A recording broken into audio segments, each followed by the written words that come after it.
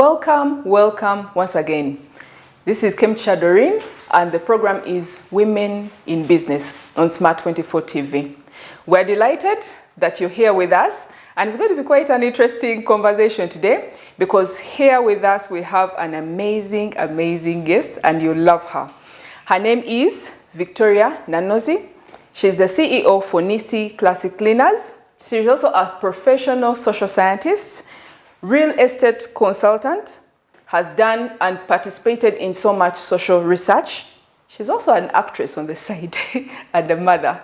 Victoria, you're welcome. Thank you very much. It's lovely. You have like these different facets, right? You have the one where you're an actress. You also do something at the National Theatre every now and then. That much I know. You have a cleaning business. You do consultancy, real estate. How do you manage all these different things? Is that who you are as a person? I actually think that is who I am. I don't know how to, how do I manage? As in, I handle them as they come. As they come. as each one of them has its own time. As a mother, I have a duty to mother my child. Yeah. Whenever she needs me, I am there. Yes. I am there as a mother. That is my number one responsibility. Then, as routine, my daily living, my daily lifestyle is my cleaning business. So I wake up thinking about it. I go to bed thinking about it. Then the real estate consultancy comes in as the customers come in. Then I offer that service. Then when it comes to acting, mainly jigs, which also come in. When there's an opportunity for auditioning, I go and audition, and then when I go through, I actually partake that role. I do it mainly as just. But you know why I asked you this? I'm wondering. You people must have. I get to see these particular amazing strong women just like you, and sometimes I wonder whether you just have itchy feet. As a social scientist, you worked with Mjab for quite a while. Yes. Right? Yes. Mjab is like a very reputable space, okay? Then after that, you had your debut and started up your own cleaning, right? The cleaning company, which we're going to be actually talking about right now. And then you also have those moments where you decide get into the arts and also have that. And we're getting to see so many women just move away from formal employment, just like you did, and start up their own thing, have the liberty to actually attack all these different spaces as at when they want. How did you manage to get out of formal employment? Was this a snap decision? Was it something you thought about? Was it because it was constraining you from 8 to I don't know what time every day? How?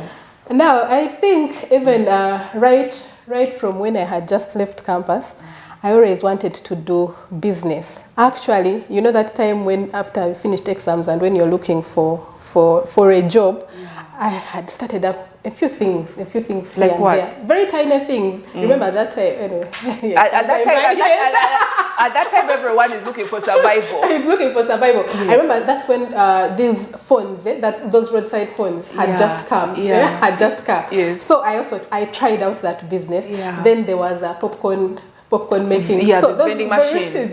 Is it a vending machine? I don't know whether it's called a vending machine, but those ones which you place on a shelf. And then they make popcorn and they sell. But first wait, let's first talk about this. Because the statistics say that 38.2 Ugandans have tried business. Do we think we are just business people? We have to start a business, or it is survival?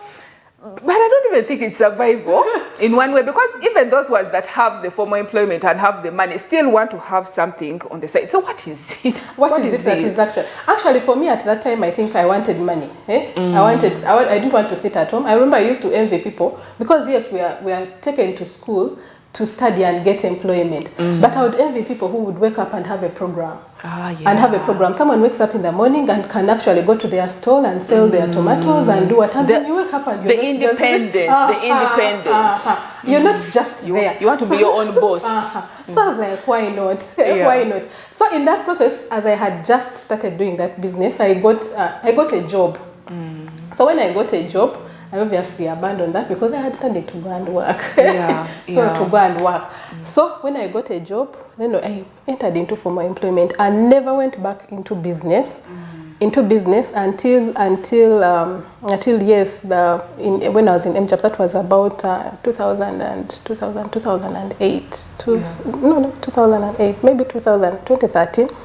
I started with what is it called? So you worked with Mjab for how long? I worked with Mjab since 2008 to 2014. To 2014. Yeah. So about 2011, I attempted to do a business on my table where I used to sit in office selling airtime. In the office? In the office, yes, where I used to sit in office selling airtime. Yeah. When I wanted to get familiar with the business, how do these people earn, how do they without getting you out of the office. Without getting me out of the office. Without getting me. So I used to do it on my table. But earlier, it was about 2009, we had just gotten another project. So I had gotten a placement on that other project, a new project. Yeah. So 1 year down the road, our funders were working in 22 districts, and our funders threatened to pull out. And in my heart, I've never feared. Yeah. I've never feared until that point. I remember we had a fellowship one of those evenings. Then I went and I had never imagined myself. You were so scared. I had never imagined myself unemployed. I had never. So I imagined if at that point these people pull out and I have no fallback. And no fallback. So it was at that point that I made up my mind not to look for a job, start my own things and become my own. It is at that point. And once I made up my mind, in fact, one of the people whom I was working with at that time recently sent me a message. I was like, hey, Victoria, you actually went through and pursued this thing. For him, he's still in formal employment. So when I made up that mind, my mind at that point, yes, I worked until the end of the project. In fact, that airtime business which I started on my table was just to help me familiarize with the business, with the business side. How do people do this? How do people? So immediately the project closed. Actually, even before the project closed, I had opened up a laundry shop. A laundry shop in Mukono, where we were offering laundry services to mainly students in Mukono. Did you have like the machines and everything, like a washing machine? Yes. You did? Yes, okay. I did. So started offering mainly laundry to people in Mukono University, the lecturers and all that. And then it was in Mukono. Most of the people were bringing their clothes to Kampala, to Kampala. And there was a bit of distance. So they saw this as an opportunity to give us their clothing. Is this something that you love to do? Is it something that you had thought about prior? Or you were just like, this is an opportunity, there is distance from Mukono to Kampala? No. How did it start? Why laundry out of all things? Why laundry out of all things? Actually, at first I wanted to do a transport business. Yeah? Like transport, how? Like delivery, like a delivery business, drop things here and there. That was 2019? No, that was, I think, okay, I got that idea, I think 2010. So I went through those, how much about the borders, if people are supposed to use motorcycles and all those other things. I even did like my own organization, how do you transport whatever samples from here to there, did that. Then I had a brother of mine who was studying in where? Anyway, and I sent him, I requested him to give me a business plan for that particular transport business. But when he sent for laundry. Oh, so when he sent for. That's how you found yourself now, cemented in laundry. So that is how I found myself. There, and I'm like, hey, okay, this is doable. This is it. Then, Otherwise, right now we'll be talking to Victoria from transport. Yes, it would be in transport, and that's interesting. So that's how I ended it. Yes, and why Mukono, particularly because I was working in Mukono, and why, the location was dictated by the students of UCU. So that is how I started. So this now, from laundry, it now went full blown into now cleaning.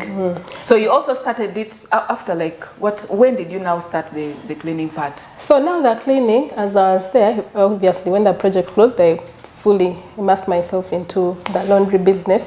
Then as I was there at the show, people started asking for particular services. Like someone calls you and they're like, can you clean for me my chairs? Then someone calls you and like, okay, we used to also to do that laundry in homes, whereby, yes, even me myself, by the way, move, go to people's homes and do what? And wash clothes. Then in that, someone tells you, why don't you clean for me? Why don't you clean for me here and there? So that is how we moved into, that's how we moved, even for fumigation, my first even fumigation, that's how we moved into. You kept like increasing the services? We kept on increasing the services. How many, by that time, how big was the team? It was just you? No, it wasn't just me. I had 2 other people that were helping me, yeah. On payroll? Yes, I would pay them every month. But labor, I realized at that time, anyway, Mukon labor was cheap. Was cheaper. It was manageable. But although, as a business that is starting, there are also those challenges. You have rent. You have to buy the detergents. And then you're still growing the clientele. But looking at how far you have come, and from how you started, so far so good. Yeah, so far so good. So far so good. Yes, I'm not regretting. Yeah. I'm not regretting. I've grown as an individual, and I've seen my business also grow. Because I, for one, like I shared, I was coming from purely formal employment, as in wake up in the morning, go to office, work, come back home. You see, what amazes me is that you made a decision. You got into a situation that scared you. Yes, because many do, and they keep, and then they make a snap decision and get into business, but then they keep going into, crisscrossing, depending. When an opportunity comes into formal employment, they go back, and then they keep looking for someone to keep running on the side, just in case the other side doesn't work out. Then, so they keep moving here, moving back. But as for you, you burnt the bridges. Yeah, I burnt the bridges. You burnt the bridges completely. I burnt the bridges. Actually, for me now, whatever I will do has to feed into your business. It has to feed into my business. Yeah. It has to be. There has to be a linkage, whether what or what. Yeah. That thing scared you. My goodness, to tell you the truth, there was a time I sat in fellowship. I sat in fellowship. I started crying. I just imagined myself without a job. Without a job, I had never been. I actually got a job even before I graduated. So I had been employed. Oh, yes. I had been employed. I had always moved from one job to another. You see, even the previous project, when it was closing, I had a job. So I imagined, you go home and you have nothing to eat and you have, Were you a mother by then? Yes, I was a mother by then. I was a mother by then and I was renting. So all those things, I was like, if I ever find myself with nothing, how will I survive? How will I survive? So I started. So it has been a learning experience, how to get customers. First, let's talk about that. I had another guest way back, still within the same cleaning, the industry, and she says she relies quite a lot on social media because that literally propelled her into hers. And then the others that I've spoken to on the side, and then they say, as for them, they started off basically door to door. Yes, can I do this? I offer this. Others have snuck little flyers and into people's offices. And which strategy did you start with, and what are you using right now? Okay, I started when I had just started. I did flyers. Right? I did flyers, and I would put them on people's cars. On people's cars? Yes. That works. As people were, those people who park on the road, in bars, in wherever, wherever. So I made those flyers and then would put them on people's cars. Then I would also walk shop to shop. Yes. Walk shop to shop. Walk shop to shop, in Mukono. Then I didn't do much of going to homes, especially in Mukono. But then still, I remember in Mukono University, I made posters. I know I would put them there today, tomorrow they are not there. They would pluck them off. Yes. They would pluck them off, but I also made them and got someone who was a student in the university to help me put them up. And would they yield fruit? Out of 50 posters that you'd put up, like how many? The challenge that I had with Mukono is that you put them today. I think it was part of their policy that they don't have posters on their walls and everything. On their walls. Yeah, but still I got clients. I also would do one-on-one. I would go to lecture halls and give flyers. Really? I would go to their hostels and still put up the posters, the flyers, and then I would do that. Then go to offices. What about the homes? Now in homes, I used to live in Boyogere, so I did the homes in Boyogere. So I would go to people's homes, just wake up in the morning, then go and knock on people's doors, like go in a pile of apartments, knock on each and every door in that particular. And out of 20, out of 20 homes knocked at, how many would respond positively? I think at that time, probably there were around three. 3 out of 20? Yes, out of 20. And then it was scaring. At one point, one of my colleagues called me. People would feel pitiful, and people would imagine that at your level, you can't fail to get another job. Yes. Why are you doing what you're doing? Yes. Why you're doing what you're doing? But I had made up my mind. That this is what you want to do. Question yourself. You would no, but I had made up. I remember I did one interview.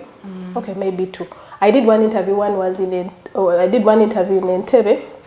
But still, as I did that interview, in my heart of hearts I was like, but supposing I get this job. In my heart I was sold out to the business. I was sold out to the business. So I did that. I remember we got one for a carpet, and then we got one for something else. Yeah, for laundry, and then we also got one for fumigation. These are like contracts? No, one-offs. These are people's homes. They were not contracts. Oh, yes. Yeah, they were one-offs. Then now that's the challenge with one-offs. That's the challenge with one-offs. Is that what you were, maybe because like if you're knocking at someone's door and you're saying, yes, I can offer cleaning services, I'm very sure they would also want to see how well you clean. But I'm also looking at the sustainability. Do you always go back even and then ask them to critique you and then say, okay, fine, now that you say the carpet was done well, can I also come back another time? Were you doing that? Yeah, I would like after 3 days by the time when someone has developed an opinion, immediately after you have cleaned, sometimes people are still like, but give them an allowance of when they have developed. So I would call back, or I would send a message and find out that how did we perform? Were you satisfied? Is there anything that we need to redo? We need to redo. Yeah, and people would give you feedback of what their expectation was before you came in. Like, this is what we expected, and this is what we got. And we were new. We were new. Most of the things that I have learned, what I didn't mention, before I went into laundry, I did some training. From where? I went to a dry cleaning shop in town, Fine Dry Cleaners, and we worked there. I worked there myself. I worked there for about 6 months. You requested that? Yes, but I did. I wrote to her. Okay, I went to meet her, the owner. I met her. Then I told her I didn't beat around. I didn't ask for a job, but I told her I want to start a similar business. Yeah, I want to start a similar business, but I need somewhere to. That was lovely. To work, that she to gave learn that space. From. Yes. Then she said, right. I wrote to her and she accepted. At that time, I was still working with Mjab. So I would work Monday to Friday. Then Saturdays, I would go there and be at her shop. And you learned a lot. And I actually learned a lot. Have you gone back? Have you gone back to her? Yeah, I went back to her, but although I think things have happened to the shop and Okay. Yeah, but then I still went back, even when I wanted employees, because at that time, yes, you master, but you don't. You may need carry. I still went back and they gave me someone And they still gave me someone to work with. So right now you have grown. Yeah. and you have moved away just from the small laundry cleaning and then to the homes. You're actually now doing even the offices, the bigger establishments. Give us some of those bigger establishments and then we'll congratulate you and feel happy as well with you, considering how you started. No, considering how I started, Yes, I've had an opportunity. I've had an opportunity to serve, for example, the Buganda Kingdom. This year we cleaned their the three main buildings, as in Bulange, Maganziraza, and really? Yes. So we've gotten that opportunity. Then we also offer pest control services to Rubaga Hospital. To Rubaga Hospital? Yeah, to Rubaga Hospital. We clean Orchard International Christian School. We also clean Kati House. Yeah. We've been pre-qualified by DFCU. We recently signed a contract with the American Embassy. So really? we have been growing. You've been growing. How are you reaching out? How are you reaching out to these, to these clients? How are you reaching out? Because clearly it's no longer knocking on the door. It is no longer knocking on the doors. Obviously, we still knock on the doors, but mainly now the doors that we are knocking on, they are for offices, and we still do that. You must have all the systems in place. Yeah, you must be having all the systems. So we actually still do that. We still do that. But still, I also use a lot of social media, but we also do for marketing purposes. Yeah. Then I also did a bit of for marketing, but for sales, for selling, we do a lot of door to door. But for marketing, in newspapers, I've written several newspapers about cleaning tips and all those other things. Really? Yes. Your team has grown from two right now because you started off with the two. I remember we started off with the two. Now you are? Hey, now we're about 30. Yeah. 30? How many on permanent? On permanent we have 15. And then the other 15 the others come in when we have jobs. How do you handle? How do you handle? Because I know with most of, especially when it comes down to temporary, there's so much in and out. There's so many who just come in just for, and then you get this other big, contract. You're supposed to clean instead of the 15 that are supposed to turn up, you just get a miserable 5. So how do you handle it? It is a big challenge, actually. It's a very, very big challenge. You find, yes, like today I have work, tomorrow I may not have. Yeah. And people need to survive. Yes. And people need to survive. I remember actually this year at some point I was like almost as if running mad. You have work and you don't have people. Or you make an appointment with one person, that person doesn't appear. Yeah. So especially that is one of the challenges that we have in but what you do, you need a very big pool, and just in case you call this one and that person is not available, you have another one, but then there are also like the training issues, because all the people that you have should be knowing what you do, as in should have. You must have used them before. You must have that. Yes, they must have the knowledge. They must have the knowledge. They must have the training required to be able to perform that particular job. But also on certain occasions, I've also had to, like, should I say borrow? But maybe work with people from like outsource, from other places. Yeah, outsource from another cleaning company. Help with someone who can do this. Help with someone who can do this, and then they come on board. Then you work. Do you know why I'm laughing? I'm laughing because the thing that has stuck in my mind is I was almost running mad. No, for sure. but before we get back into running mad in business, let's take a short break. We'll be right back, and then we can get into more insight on the cleaning business. Okay.